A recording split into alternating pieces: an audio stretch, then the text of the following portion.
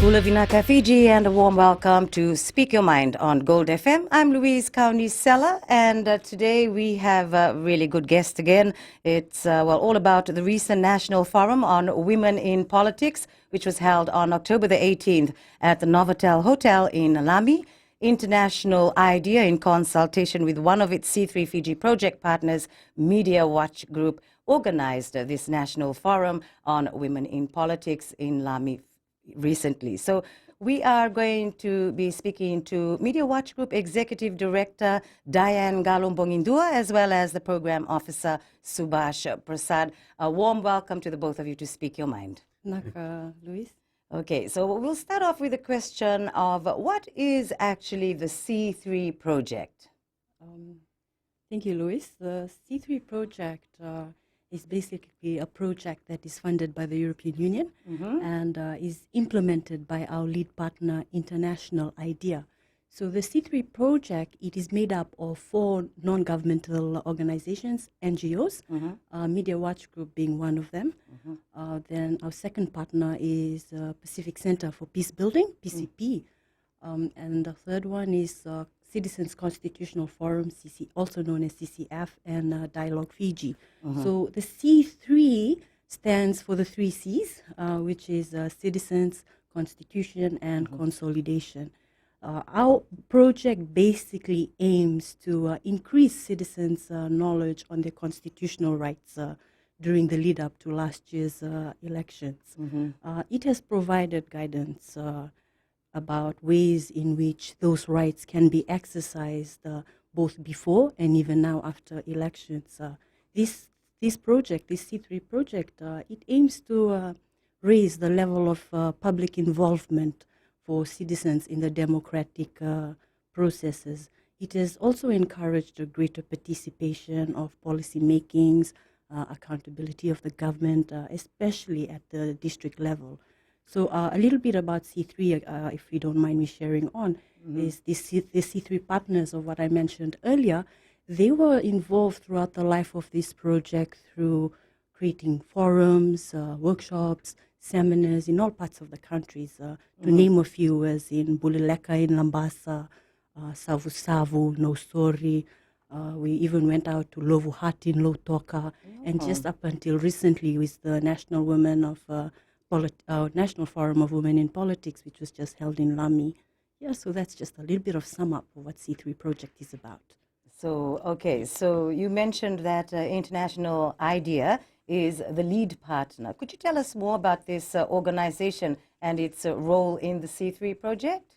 Okay, so International Idea, yes, they are the lead partner. Throughout the life of this project, a special role for International Idea is facilitating the framework of the project and bridging relationships with stakeholders. This has, of course, made activity a lot easier for our organization. International Idea is the lead and the implementer of the C3 project.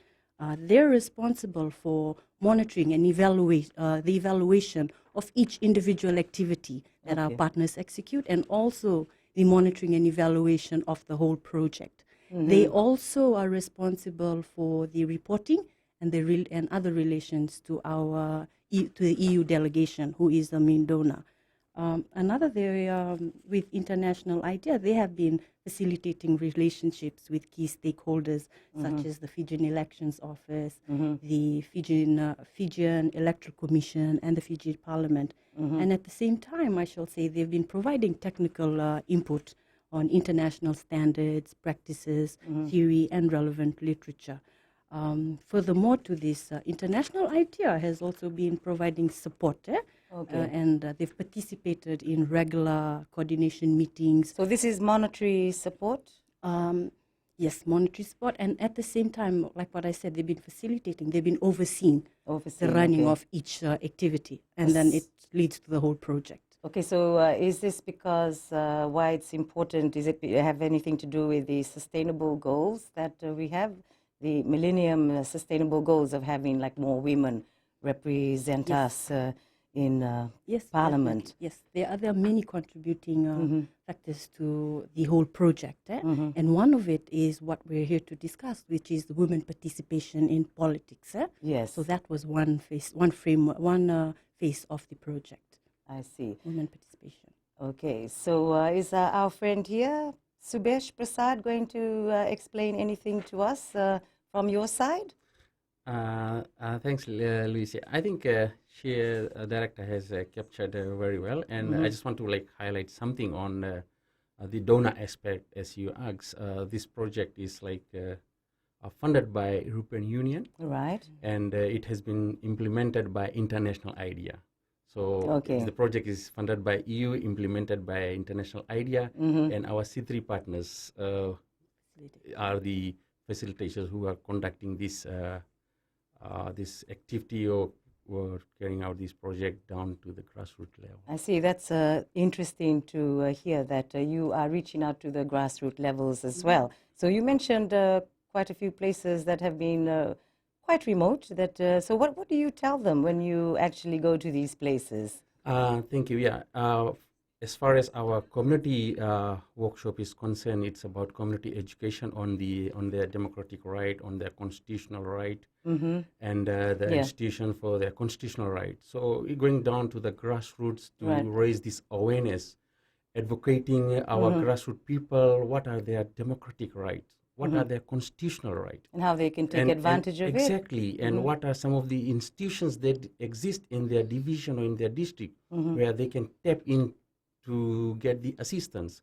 So yeah, and at the end of the workshop, the group, they come out with the outcome statement or the progressive statement or the outcome of the workshop, where they come up with some of the challenges they have in terms of practicing their democratic right, their constitutional right, and what are the possible solutions they have come up with. So we have compiled those information, and we have shared this with our key stakeholders. And for that, I'm thankful to our key stakeholders, including the district office in the respective division in Lambasa, Lotoka, and in Ba, as well as the provincial council office in Maduwata and in Bas for their tremendous support in terms of providing their support in implementing and also assisting us in the translation of this workshop into their local language. Well, that is really good. I mean, it's good that you reach out to the grassroots level people. I mean, educate them and let them know that it's important that they know their rights and also our Constitution. On Speak Your Mind, this is Gold FM, only the classic hits. We'll be back soon.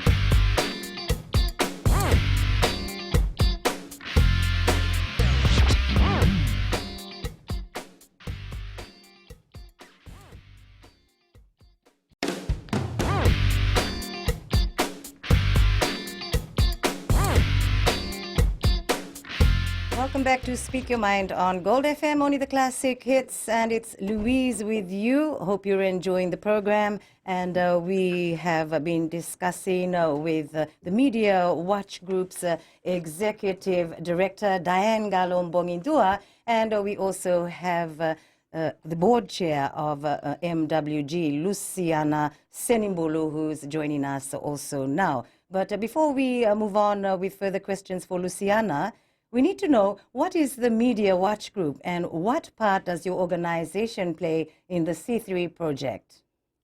Media Watch Group, Luis, we're a non-governmental organization based in Fiji. We were established back in 1993, so we're over 26 years old, I shall say. Wow, that's long. Yes. I mean, that's old, I should say. I'd like to say I'm much younger than that. Oh, okay. That's a joke. But the organization, we were established in response to the concern of the negative impact of mass media, particularly on the children and families. So our organizational primary focus is to create a media literate society, shall say a media literate society, a responsible Fiji media. So our approach to accomplishing this is raising awareness on the impacts of mass media, whether it be the negative or the positive in today's Fiji. And how we're looking to do this too is through building capacity through media education, media monitoring, and advocacy. Okay, great.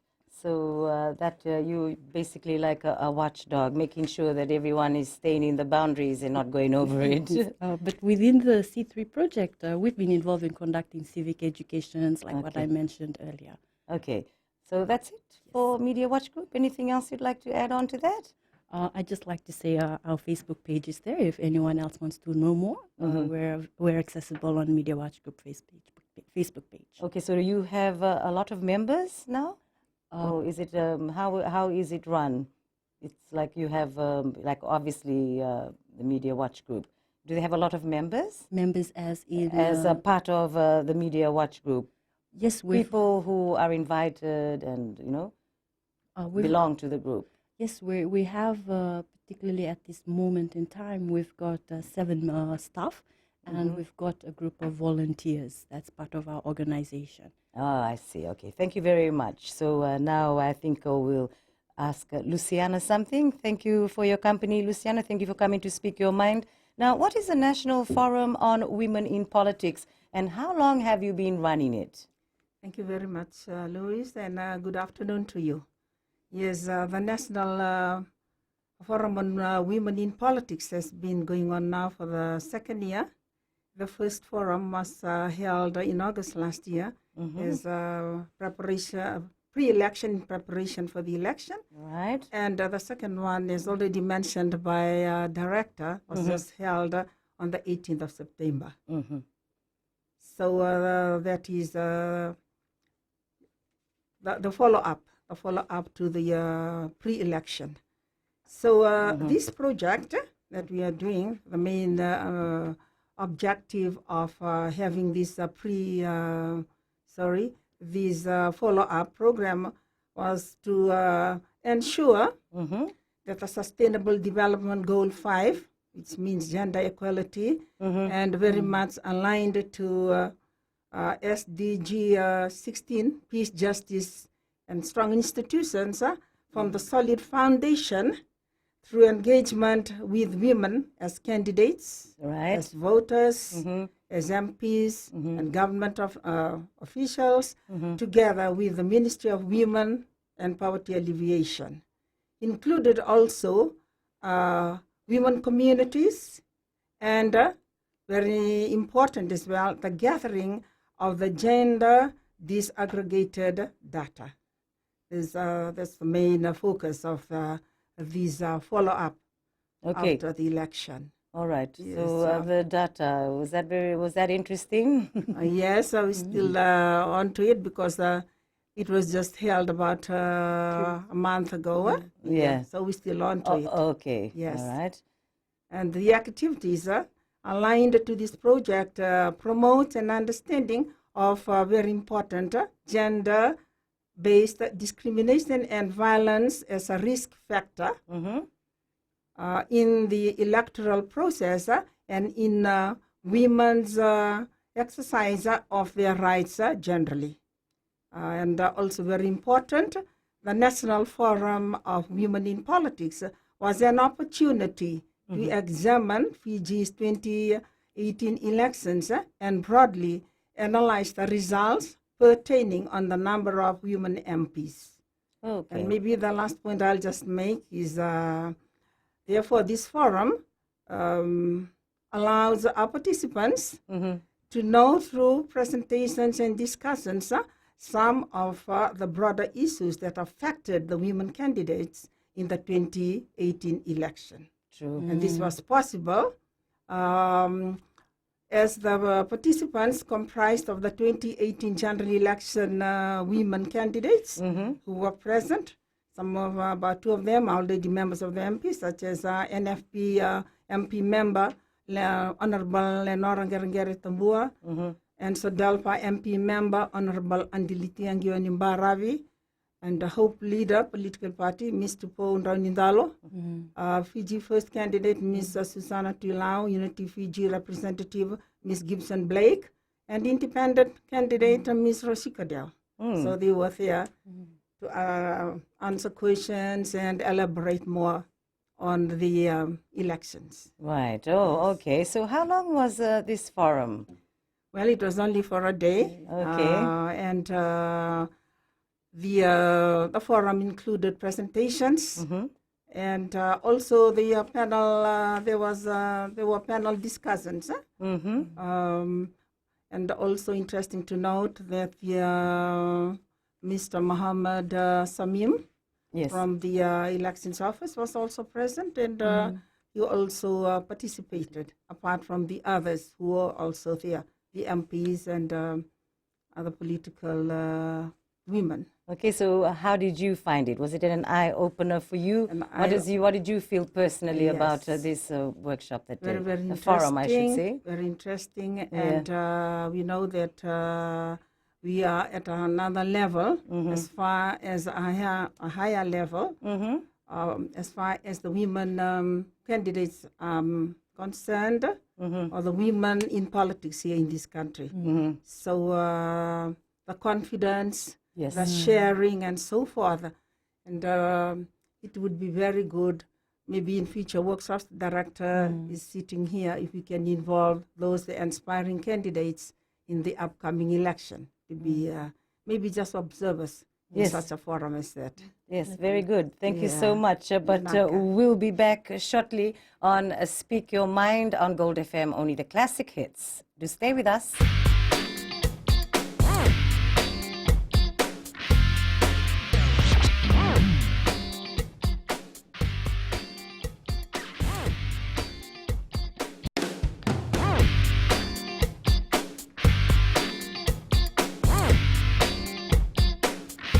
A warm welcome back to Speak Your Mind on Gold FM, only the classic hits. I'm Louise Kaunisela, and we have our guest from the Media Watch Group, the Executive Director, Diane Galombongindua, and we have also back with us Program Officer, Subesh Prasad. So, Subesh, what were some of the highlights of the forum pre- and post-election? Thank you, Louise. Yeah. There were a number of highlights, but I'll try to share a few. One of the highlights was that we had a very distinguished opening for this forum, where we had three very important guests. And in these three, we had the Minister for Women, Children and Poverty Alleviation, Honorable Merseni Vunuwanga, her present as the chief guest of the forum. Right. And the other two important guests we had was the European Union Pacific Region Ambassador, His Excellency Sujiro Sim. And the third important guest for this forum was the Melanesian Spearhead Group Secretariat Director General and the Ambassador Amena Yavoli. So in the history of the women in politics run by the Media Watch Group, we can say this was the first time we had the opening, and with such a magnitude with those three important leaders, and also the organizations that turn up for this workshop, and the participants for this event was really outstanding. Okay, so you had a lot of organizations and individuals that came. Exactly, and that includes the CSOs from the country. And the other highlight I would like to make is, before that, let me quote some of the highlights or quote some of the remarks by these important people during this forum. Yes, please. The first one I would quote is from the European Union Ambassador, His Excellency Sujiro Sim.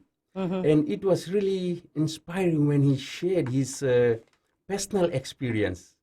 And I would like to really read these remarks, and it is really inspiring. And I quote, this is from His Excellency Sujiro, and I quote, "I lost my father at the age of 2. My mother had to take me to France, and I was raised in a single-parent family by a woman. So I know firsthand the drive, the power, the strength, the love women have, and their determination to achieve best for their people, unquote. That's actually really It's beautiful. really very powerful and inspirational message. inspirational, and Yes. it's really emotional as It well. is. I mean, even you just saying it almost brought tears through our eyes. Exactly. True. Okay, that's a really nice one. Yes. And the other remarks from the Melanesian Spearhead Group, Mr. Amena Yavoli, I would like to also quote from his opening remarks. And I quote, "A female prime minister, president, or governor general are all within our reach and in our lifetime, but it needs one to be changed. Two, to cause a stir. Three, a ripple. A group of to start the movement, and together cause a revolution." So these were some of his, powerful remarks that that can really encourage these potential women and upcoming young generations to get into the politics of the country. I would totally agree. Yes. And the other highlights, Luis, is that we also had in the after morning session we had the panel discussions. Before panel discussion, we also had some presentations, and these presentations were from the Melanesian country, and the first one was from the retired Papua New Guinea parliamentarian, Yes. and her name is Dame Carol Kidu, and after 15 years in politics, she was sole female representative in PNG Parliament Oh, wow. for a decade before her retirement in 2012. And she has actually shared her experience as well back from her own country.